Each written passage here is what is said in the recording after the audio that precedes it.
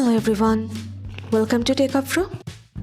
Today in this video, I'm gonna show you how to read Instagram messages without seeing. Before starting the video, please subscribe to Techavro.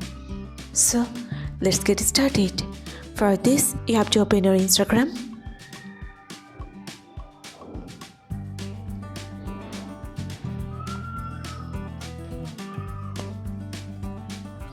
Now go to your profile. Now go to your menu. Now scroll down. Here you can see messages and story replies.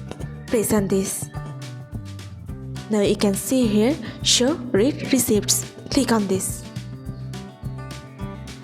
If you want to read Instagram messages without any scene, you just have to turn off the button.